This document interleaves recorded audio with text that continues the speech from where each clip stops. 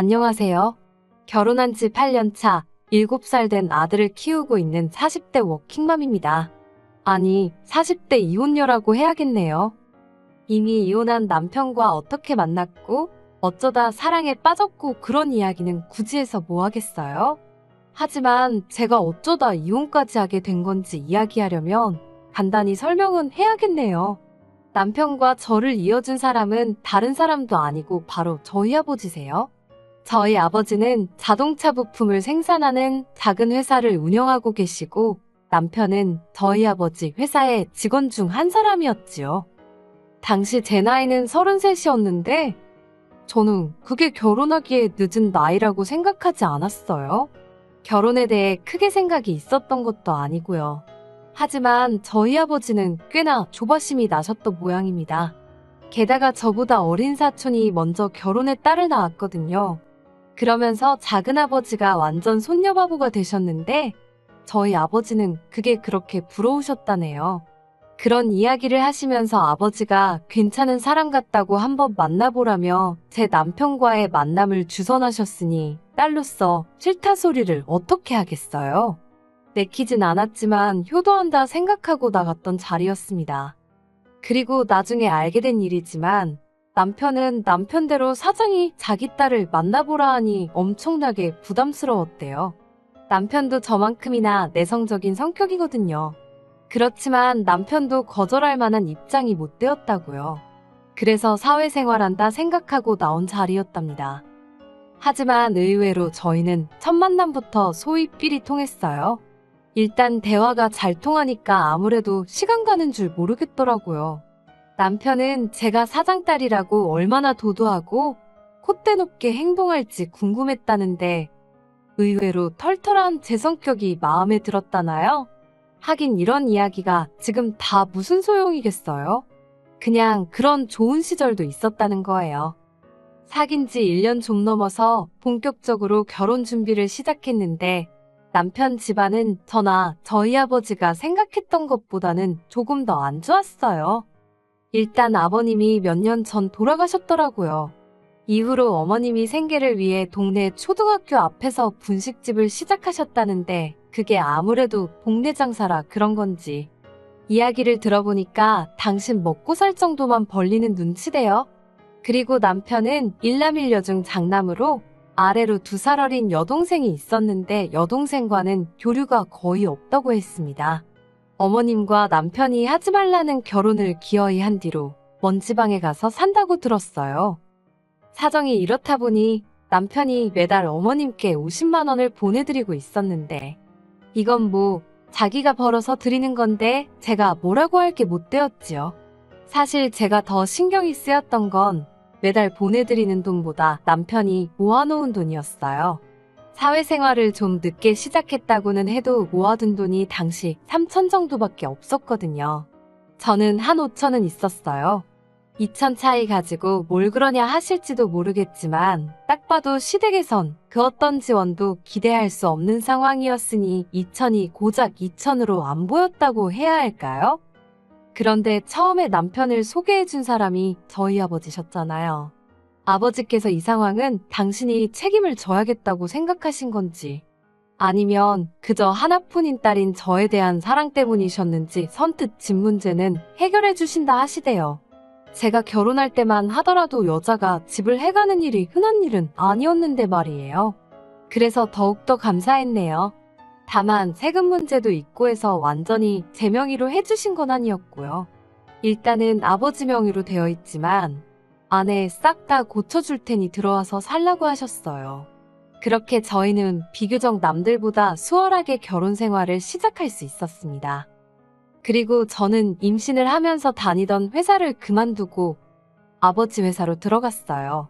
사실 저는 대학에서 미술을 전공하기도 했고 아버지 사업에는 크게 관심이 없었거든요. 그래서 다른 회사에 입사해 직장 생활을 하기 시작했지요. 그 점을 아버지는 늘 아쉬워하셨고요. 아버지는 저한테 회사를 물려주고 은퇴할 날만 기다리시던 분이셨으니까요. 그런데 막상 결혼을 하고 나니까 언제가 될지는 몰라도 임신이나 출산, 그리고 육아까지 이런저런 생각을 해보게 되네요.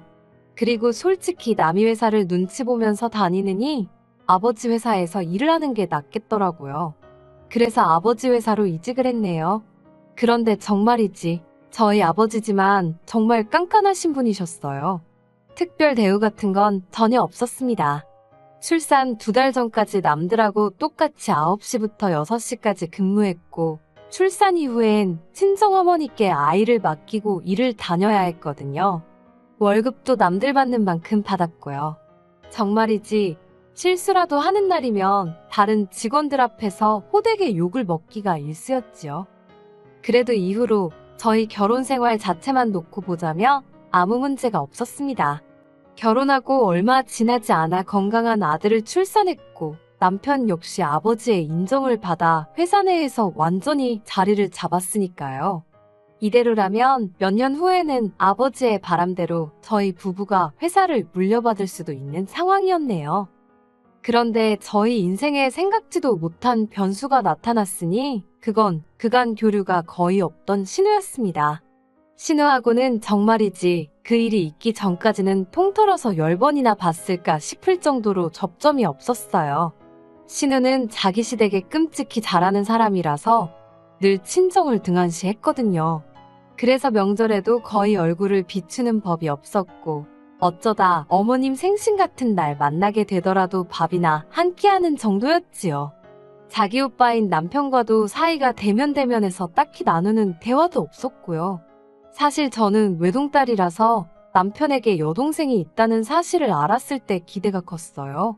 가능만 하다면 친자매처럼 가깝게 지내고 싶었으니까요.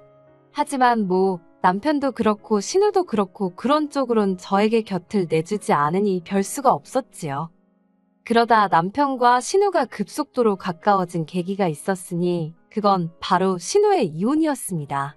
살갑지 못한 신우로 인해 어머님은 걸핏하면 저에게 연락을 해서 이런저런 이야기를 하시길 좋아하셨어요. 그리고 그날도 회사에서 일을 하고 있는데 어머님께 전화가 오대요. 안 받으면 받을 때까지 하실게 뻔했으니 전화를 받았습니다. 그런데 어머님이 전화기에 대고 거의 곡소리를 하시는 거예요. 이어진 이야기는 충격적이었습니다. 신우가 이혼을 했다는 거예요. 신우하고 제가 친한 사이는 아니었지만 그래도 그런 일이 생겼다고 하니 당연히 놀랄 수밖에 없었지요. 어머님이 하시는 말씀이 신우 남편이 동네 여자랑 바람을 폈다대요. 심지어 한번 실수를 하고 그런 게 아니고 아주 살림집까지 차려놓고 있었다고요. 그리고는 더 어이가 없었던 건 바람피다 걸린 주제에 오히려 적반하장으로 차라리 잘 됐다며 이참에 깨끗이 헤어지자 그러더랍니다. 양육권이고 친권이고 다 포기할 테니까 자기 좀 놔달라고 했다나. 하지만 신우는 신우대로 애가 이렇게 어린데 자기 혼자 어떻게 아빠 없이 키우냐고 이혼만큼은 못한다고 버텼던 모양이에요. 그래도 결국은 한쪽이 죽어도 같이 못 살겠다고 하니까 별 수 있었겠어요? 결국 위자료 2천만 원인가 받고 이혼했다고요. 신우의 이혼 소식이 남편 귀에 들어간 이후로 남편은 하루가 멀다 하고 신우한테 전화를 해대기 시작했어요. 그리고 그 통화 내용을 듣고 있으니 솔직히 지들이 언제부터 친했다고 저러냐 싶을 정도로 가관도 아니었습니다. 잠은 잘 잤냐? 밥은 먹었냐? 오늘은 어디 갈 거냐? 먹고 싶은 건 없냐? 아주 누가 보면 몇 년째 못 보고 산 애틋한 연인이라고 착각을 할 정도였다니까요. 그런데 신우가 어머님 사시는 집으로 들어오게 되면서 그 상황은 더 눈꼴시게 변했습니다. 저희 집에서 시댁까지는 1시간, 회사에서는 30분 정도 걸리는데요. 그래서인가 신우가 시댁으로 들어온 이후로부터 남편이 아주 하루가 멀다 하고 시댁에 가대요. 이것도 정말이지. 저희 남편, 퇴근하고 나면 어디 잠깐, 하다못해 마트에 들리는 것도 엄청 싫어하거든요.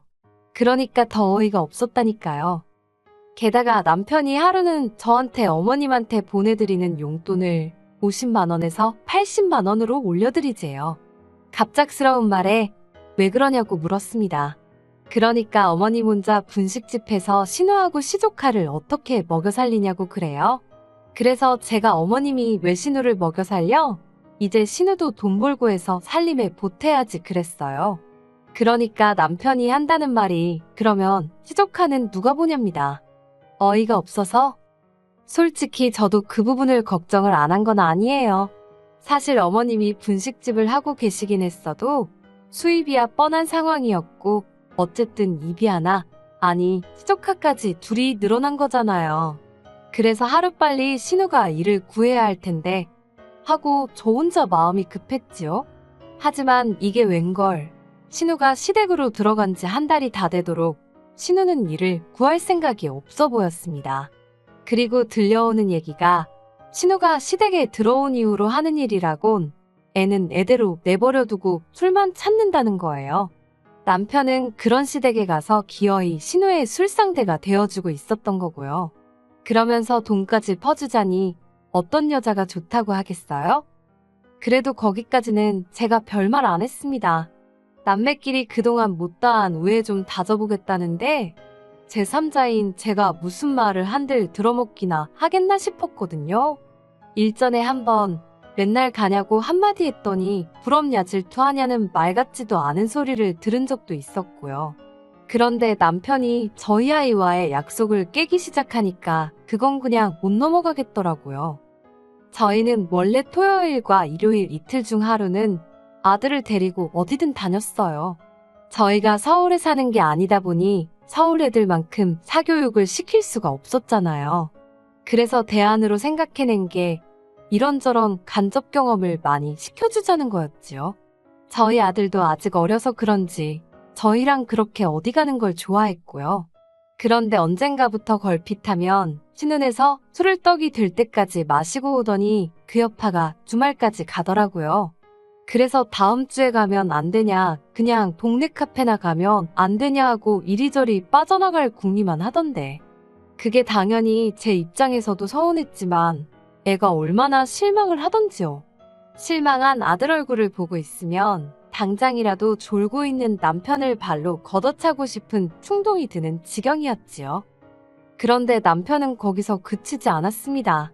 그렇게 약속을 미루다가 어딜 가게 되면 그때부터는 신우를 데려가고 싶어서 환장을 하는 거예요. 정말이지 말이 나와서 그런데 팔불출 같지만 저희 아들이 저를 닮은 건지 미술 쪽에 재능을 보여요. 그래서 저는 주로 박물관이나 미술관 위주로 아이를 데리고 다니는 편이었거든요. 그런데 신우네 애는 이제 겨우 3살이에요. 3살짜리가 박물관이나 미술관 가서 뭘 얼마나 집중해서 볼 수 있겠어요.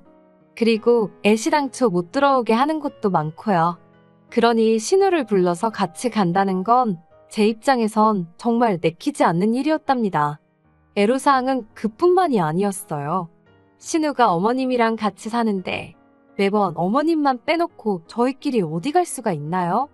그러면 원래는 남편과 저 그리고 아들까지 3명만 움직이면 끝날 일인데 어머님 댁에 가서 어머님하고 신우하고 시조카까지 챙겨야 되는 것 물론이고 또 다 끝나면 집에 데려다 줘야지. 그뿐인가요? 셋이서 10만 원이면 끝날 일이 어떨 때는 2배, 3배까지 들어가니까. 솔직히 남편이야 자기 가족이니까 한다 치고 저는 뭔가요? 결국 그런 일이 몇 차례고 반복되자 속에서 열이 올라서 참을 수가 없었습니다. 그래서 남편에게 당신이 슈퍼맨도 아니고 어떻게 두 가정을 다 책임지려고 하냐고 신우 사정이 딱하긴 하지만 신우나 시조카 일은 신우가 알아서 하게 내버려두라 했어요. 그러자 남편이 저더러 아무리 신우랑 저랑 피 한 방울 안 섞였다지만 같은 여자로서 너무 매정한 거 아니냐입니다. 그러면서 저더러 너도 엄마면서 아빠 없이 자랄 시조카가 불쌍하지도 않냐는 거예요. 자기는 하루가 멀다 하고 시조카가 눈에 밟혀 미치겠다나요. 그리더니 급기야 남편은 전혀 예상치 못했던 폭탄 발언을 했습니다. 다음 달이라도 당장 신우를 저희 집으로 데리고 오겠다는 거예요. 그리고는 저희 아들을 유치원에 보내는 대신 신우에게 맡기고 유치원비는 신우에게 줘야겠다나요. 그러면 신우는 용돈을 벌어서 좋고 동시에 저희는 믿을 만한 사람한테 아이를 맡기니 안심할 수 있어서 좋지 않냐며. 상황이 그렇게 돌아가니까 저도 말이 막 나가대요. 신우 뭘 보고 우리 애를 맡기냐고 소리를 질렀어요. 제대로 된 학위가 있기를 하냐, 그렇다고 뭐 하다못해 음식이라도 잘하냐고요. 그리고는 그렇게 신우가 눈에 밟혀 환장하겠으면 아예 당신이 시댁에 가서 살라 했어요. 가서 맨날 술이나 같이 퍼마시고 시조카도 키워주고 그러라 했지요. 그렇게 퍼붓고 나서도 한동안 분이 안 풀려서 죽는 줄 알았다니까요. 그런데도 남편은 제가 하는 말이 그냥 하는 소린 줄 알았나 봅니다. 그렇게 다투고 얼마 지나지 않았던 어느 날이었어요. 대뜸 전화를 해서는 저더러 작은 방을 치워놓으라대요. 이따 오후에 신우가 이사를 올 거라면서요. 이사, 무슨 소리를 하는 거냐니까 자기가 저번에 이야기하지 않았냐면서 진짜 같이 살기로 했답니다. 진짜 정신이 나가기라도 한 건지 저한테 대놓고 통보를 하더군요. 제가 남편더러 신우만 들어왔단 보라고. 그날로 당신과 나는 끝이라고 했어요. 그런데 몇 시간이나 지났을까 누군가 초인종을 눌러다가 보니 신우가 정말로 시조카를 데리고 왔더군요. 짐도 바리바리 싸들고 말이에요. 거기다 어머님은 왜 따라오신 건지. 마음 같아선 당연히 문도 열어주고 싶지 않았지만 어머님도 계시니 어쩌겠어요. 일단 현관문은 열어줬네요. 그리고 정말이지 까놓고 말해서 신우가 성질머리가 못 되쳐먹기라도 했다면 모르겠는데 저희 신우는 단순하고 멍청하지 성품이 나쁜 건 아니거든요. 그렇게 어색하게 거실에 셋이 모여 앉았습니다. 신우가 저더러 자기는 어느 방 쓰면 되는 거냐고 묻대요. 그래서 제가 신우에게 사실 오빠랑 나랑 상의가 안 된 부분이라고 나는 아가씨가 여기서 사는 게 불편하다고 솔직히 말했습니다. 그랬더니 신우가 정말 진심으로 당황한 얼굴로 저를 보더니 자긴 몰랐다면서 미안하다고 하는 거예요. 제가 다 아는 줄 알았다고요. 신우가 미안해하니까 저도 마음이 불편하고 안 좋았지요. 그런데 어이가 없었던 건 어머님의 반응이었습니다. 어머님이 대뜸하시는 소리가 상의는 안 했어도 당신 아들이 이 집안의 가장 아니냐며 저더러 당신 아들이 하는 말에 가타부타 토달고 없다고 당신 아들이 하라는 대로 하라며 역성을 내시는 거예요. 어머님이 평소에 당신 아들이 최고다 어쩌다 그런 말씀을 가끔 하시긴 했어도 그냥 아들 가진 어머니들이 노상하는 말이라고 생각하고 말았는데 가장 어쩌고 하면서 말을 들어라 마라 하시는 걸 보고 있으니 정신이 딱 들더라고요. 그리고 그때 남편이 들어왔어요. 제가 남편더러 얘기는 이따 하자고 일단은 신우랑 어머님부터 어서 댁에 모셔다 드리라 했지요. 그러니까 남편이 저더러 자기 말이 웃음냐입니다. 그리고는 갑자기 저더러 진짜 피도 눈물도 없냐면서 가족끼리 좀 돕고 살자는데 그게 그렇게 마음에 안 드냐고 혼자 분에 못 이겨서 악을 쓰는 거예요. 그런데 그 모습을 보니까 완전 제정신이 아니구나 싶대요. 같이 소리를 질러봤자 똑같은 사람밖에 안 되겠다 싶어서 남편에게 이 집이 누구 집인지나 알고 지금 큰 소리를 내냐고 조근조근 따져 물었습니다. 그러자 어머님이 당신 아들이 니애비 밑에서 개같이 일을 하는데 이제 와서 집 해준 걸로 생색이냐입니다. 어이가 없어서 누가 보면 돈 안 받고 일한 줄 알겠다고 입 조심하시라 했네요. 그러자 제 말버릇 좀 보라며 당신 쓰러지신다고 뒷목 잡으시는데 사람이 생각보다 쉽게 안 쓰러지거든요. 그래서 어머님 떨어 쇼하실 거면 나가서 하시라고 하나도 안 궁금하다고 쏘아붙여버렸네요. 저한테 그런 거 씨알도 안 먹힌다고요. 이후로는 뭐 지리한 싸움이었지요. 결국 이혼하자는 말이 나왔는데 남편이 재산의 절반을 달라는 헛소리를 해대더라고요. 그래서 결국 제가 소송을 걸었는데 남편이 다시 항소를 하고 그래도 결국 제가 엄마이기도 하고 경제력도 있다 보니 양육권은 제 손에 들어왔어요. 그리고 위자료는 솔직히 변호사 수임료 정리하고 나니까 남는 것도 없을 만큼 조금 받았습니다. 그래도 제가 이겼다는 게 중요한 거 아니겠어요? 이후로 남편은 회사를 나갔습니다. 이직은 글쎄요. 저희 아버지가 그래도 이 바닥에서 입김이 조금 세시거든요. 당분간은 쉽지 않을 거예요. 그리고 저희 아버지는 저한테 많이 미안해하십니다. 저런 놈인지 모르셨다고요. 그런데 뭐 몇 년을 같이 산 저도 몰랐으니까요. 이제 저에게는 단 한 가지의 목표만이 있을 뿐입니다.